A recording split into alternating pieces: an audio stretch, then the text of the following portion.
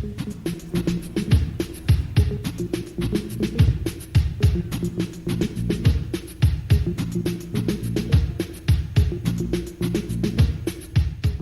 Uptown and welcome. I'm Richard Cole, Imagination Funk soloist and host of Amari Purple Talk. This is a review of the Sign of the Times Super Deluxe Edition. All right, and this set is available in the following formats. There's a Super Deluxe Edition, which is 8 CDs plus 1 DVD, a 13 LP plus 1 DVD, which is also available as an audio-only download and is on most of the streaming platforms.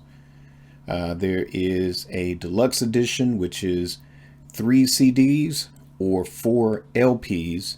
The LPs are 180-gram vinyl. Also, there's a code for downloading, and it's also available on streaming platforms.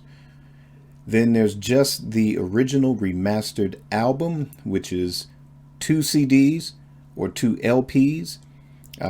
Comes in peach vinyl, and it's also 180 gram. And again, comes with a download code and is also available on your streaming services.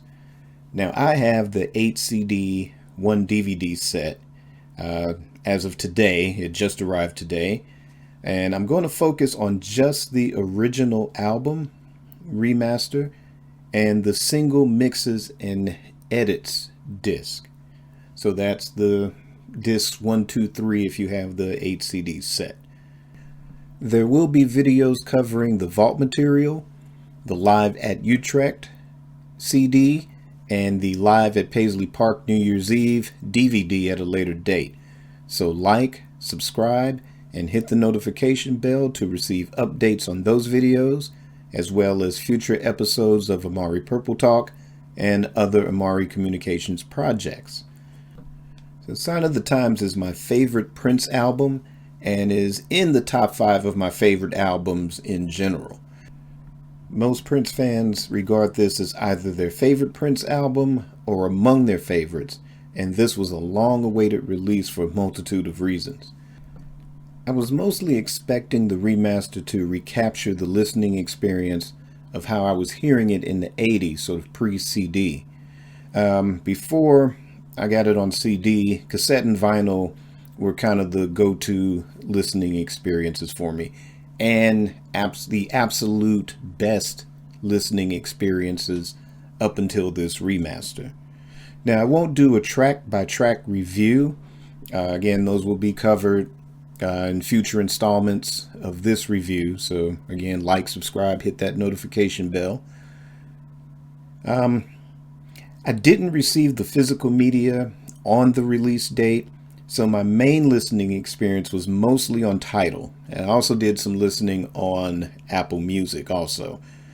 I did receive the physical media as the date that I'm recording this video, and have had a chance to listen while preparing for this video, as well as the current episode of Amari Purple Talk. So based on my listening on Tidal and as well as Apple Music, Apple's clarity does recapture my emotional response and experience from the 80s, and it's the listening on Tidal that had more depth and had me hearing the album in portions differently. There is a range in the mix that has sounds that were buried in previous formats. Here, the remaster allows the overall mix to breathe, and I'm hearing sounds that allow me to hear this album in a different context.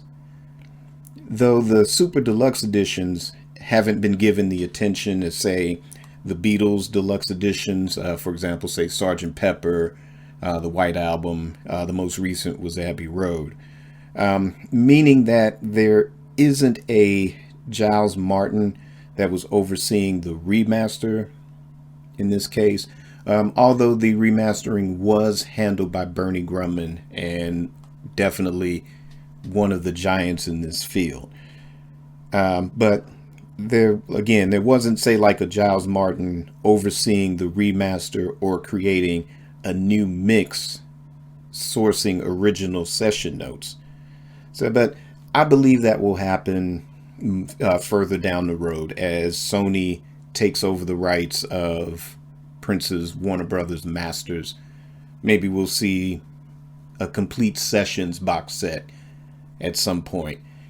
And maybe to sweeten it up, maybe the original album will get one of those type of mixes. You know, maybe they'll take the tapes to Abbey Road or something, but that's just speculation. However, again, just based on my overall notes on the physical media, it's definitely a vast improvement on the original CD.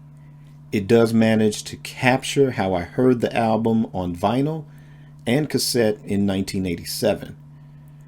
And mainly the power of the drums and bass benefit from the increase in volume. Though it was not remixed, the remaster does enhance a lot of layered vocals and layered sounds that feel new, and at times it feels like a brand new album to me, simultaneously with the nostalgic feelings triggered by my listening experience. What the nuances accomplish is how it captures, even in the least noticed instrument or voice, how powerful a recording, produced, written, arranged, and performed by Prince actually is, and you marvel at the absolute genius that he was.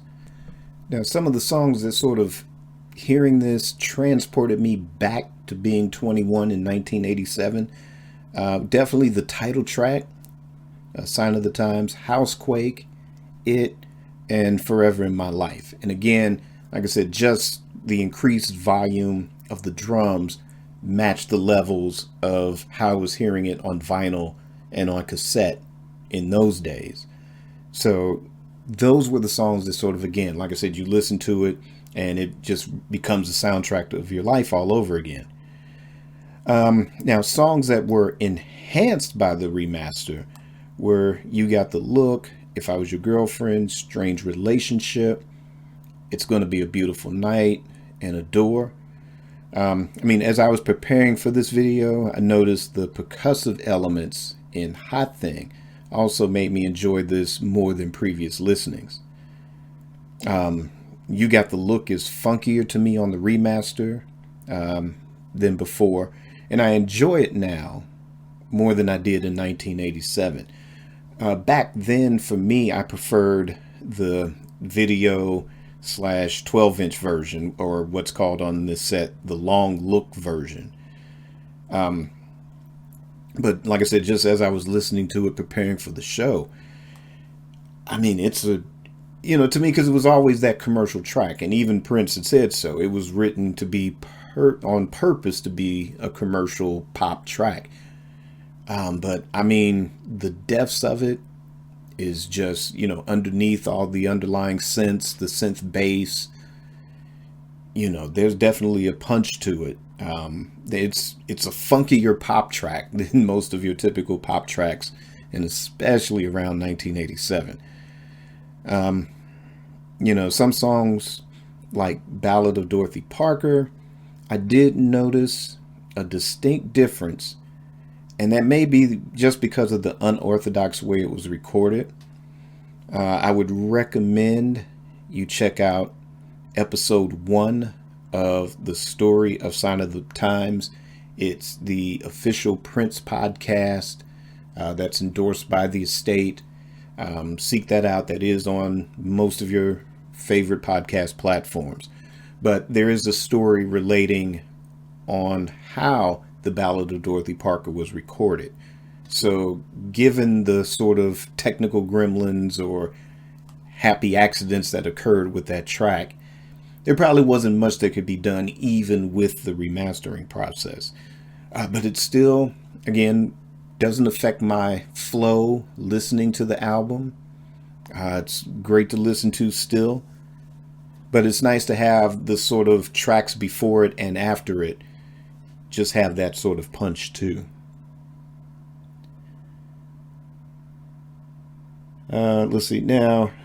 Tracks like The Cross, I Could Never Take the Place of Your Man. Now, I didn't notice a significant difference with the remaster. To me, they sound just the same. Again, maybe just slightly louder, but again, sitting next to or in between the tracks where you do notice that significant difference, again, the flow to me was not interrupted at all. I don't listen to it and go, oh, that's, doesn't sound any different. Nah, it's still fine, folks. But like I said, it's just my ears not picking up any noticeable differences as opposed to the other songs that were mentioned. Now, the single mixes, it is nice to have the singles and especially the extended versions on one CD. To me, this section of Prince Special Editions, to me, that particular disc is more for the completist. Now, if you're doing a box set, and especially if you get into complete sessions, it's inevitable that you're going to have those sort of, items as part of the set. So, there's the single version, there's the mono version or whatever, this single, this B-side, that type of thing. But again, it is nice for me when I get the Prince Special Deluxe editions, those extended versions, that's the selling point for me when it comes to that particular disc. So I'm always excited to hear, whether it's, even if it's just a single edit of a B-side and that's the only version, then I'm excited to hear that as opposed to, well, here's the 7-inch mix of the title track, which on the album is the official version and the longer version, and I still prefer the album version more than the single on that. But with that being said, while the single edits are for the completists and the 12-inch mixes are my favorites, the standout on this set is the 12-inch, or what's called on here the highly explosive mix of La La La, He, and just the expanded range of the remaster. I mean, there's layered everything, vocals, bass, synth lines, guitar parts, that, yeah, this is a funky track before the remaster, and I'm trying to remember the vinyl version because I have the 12-inch of it. And I don't think that I've heard a lot of things buried in the mix, even on the vinyl. So to me, this was one of the standouts of the remaster, beyond the surprises on the original album for this. But that one, it's just funky. Now, whereas with Shockadelica, which is a track that I was really excited to hear remastered, with that one, I couldn't tell a major difference other than that it is a little louder. The rhythm guitars do pop out more. I'll have to compare it with the original 12-inch vinyl at some point. But again, it's nice to have it on one set. I don't think it's never been available on CD before this. So this is definitely a great one to have, and especially the longer version.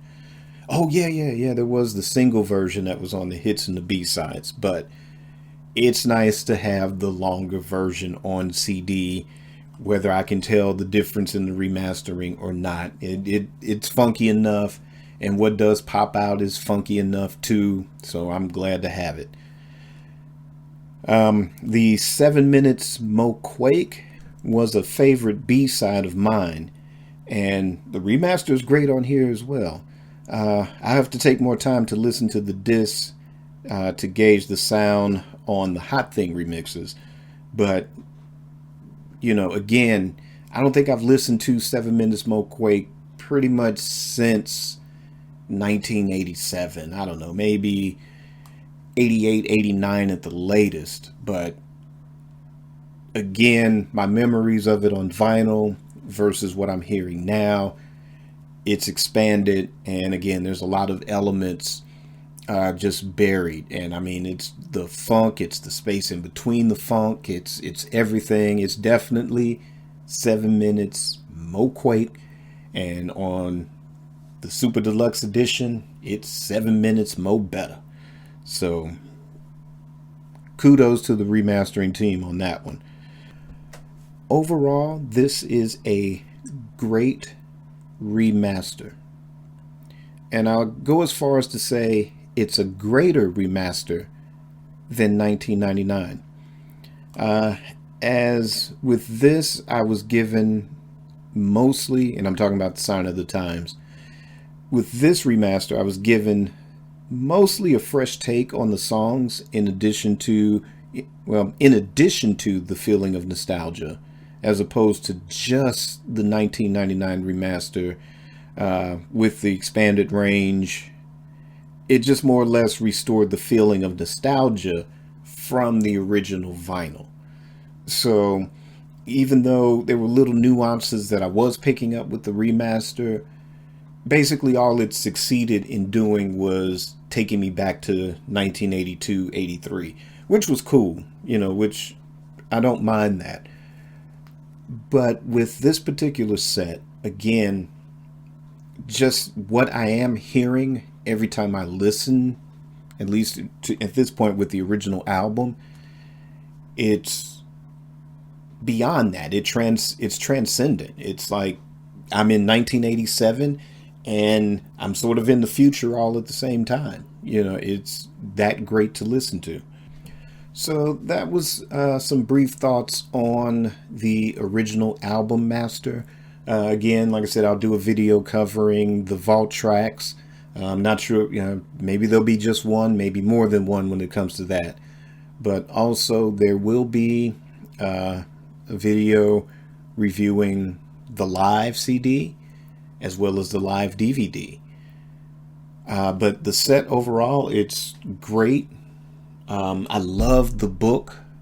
And finally, it's nice to have, they're starting to look at other box sets and how they're packaged. And especially with Sign of the Times, this one was great because I really, I enjoyed the 1999 Super Deluxe and I enjoyed the packaging. But it still would have been nice to have just like this sort of book sized edition, and you have like the CDs in the sleeves and everything, and the packaging is very similar. I can't compare it to a lot of different box sets, but the recent ones that I do own, which are the Sgt. Pepper, White Album, Abbey Road, the Beatles stuff, it's nice to have the Prince packaging sort of competing with that packaging as well. You really do get a lot of bang for your buck with the CDs, the DVD. The book, I haven't had a chance to dive into it and read it, but lots of great pictures. I'm looking forward to definitely reading a lot of the essays, by the different contributors, Dave Chappelle, Lenny Kravitz, Susan Rogers, and also diving into the Vault session notes compiled by Dwayne Tudall, and be on the lookout for his volume documenting the Parade Sign of the Times sessions. If you don't have his Purple Rain Era Sessions book, by all means pick that up as well. But beyond that, I hope you enjoyed my thoughts on the original album remaster of Sign of the Times. Please leave a comment below, and remember to like and subscribe and hit the notification bell to catch the next installments of this Sign of the Times Super Deluxe review. Also check out Amari Purple Talk every Monday, and always keep it purple and on the one.